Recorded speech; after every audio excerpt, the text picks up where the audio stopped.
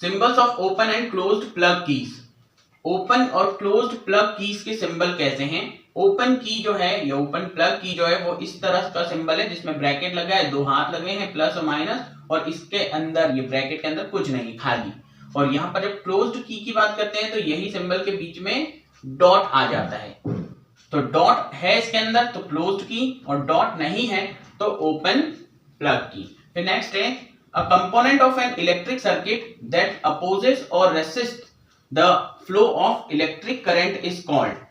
वो component electric appliances जो electric current के फ्लो को रोकते हैं। तो कोई सा भी जो अप्लायंस हो, पंखा हो जाए चाहे बल्ब हो जाए, ये जब इलेक्ट्रिसिटी इनमें से फ्लो करती है तो वहां ये रोकते हैं उसको।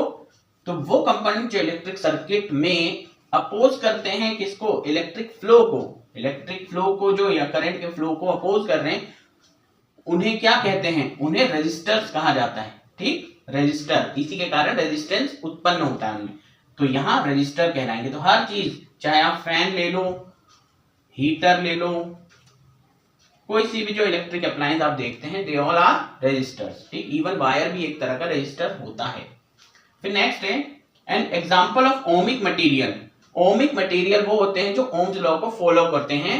तो ओमिक मटेरियल का एक एग्जांपल देना है, वो है एल्यूमिनियम। एल्यूमिनियम जो है वो ओम्स लॉ को फॉलो करेगा। इसके अलावा भी आप बहुत सारे मेटल्स के नाम लिख सकते हैं, पर मैंने एक लिख दिया क्योंकि एक ही पूछा है। फिर नेक्स्ट है the best conductor of electricity.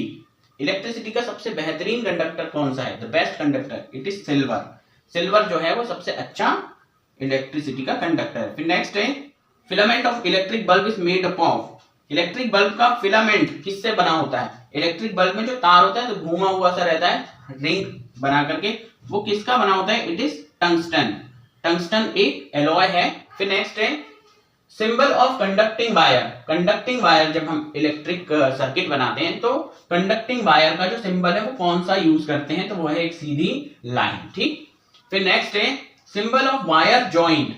Wire जहां जॉइंट कर रहे हैं उसका सिंबल कैसे है? तो एक वायर ये जा रहा है और दूसरा वायर ये, और यहाँ ये जुड़े हुए हैं तो यहाँ हमने डॉट लगा दिया, तो ये क्या हो जाएगा? सिंबल ऑफ वायर जॉइंट हो जाएगा। फिर नेक्स्ट है property of conductor to oppose the flow of electric current is called. किसी कंडक्टर की ऐसी प्रॉपर्टी, मतलब वो प्रॉपर्टी जिसके कारण वो इलेक्ट्रिक करंट को फ्लो होने से रोक रहा है। कोई कंडक्टर है और इसमें इलेक्ट्रॉन फ्लो हो रहे हैं, तो यहाँ कोई ऐसी चीज है मान लो जो इसे रोक रही है, तो ये जो टेंडेंसी है रोकने वाली, इसी को हम क्या कहेंगे? रेजिस्टेंस कहेंगे। ठीक है, तो यहां कोई रेजिस्टर लगा होगा। रेजिस्टर अभी हमने पढ़ा है कि जो इलेक्ट्रॉन के प्रवाह को रोकता है, तो फ्लो ऑफ इलेक्ट्रॉन को ये रोकेगा, तो ये रेजिस्टर जो है इसकी इस प्रॉपर्टी को हम रेजिस्टेंस कहेंगे। ठीक है, फिर नेक्स्ट है सिंबल ऑफ रेजिस्टेंस। रेजिस्टेंस का सिंबल कैसा होता है? कुछ इस प्रकार का होता है। ठीक, नेक्स्ट है SI unit of resistance. Resistance की एसआई यूनिट क्या है?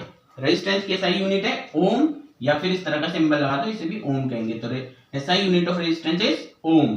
फिर नेक्स्ट है SI unit of electric current. Electric current की एसआई यूनिट क्या है?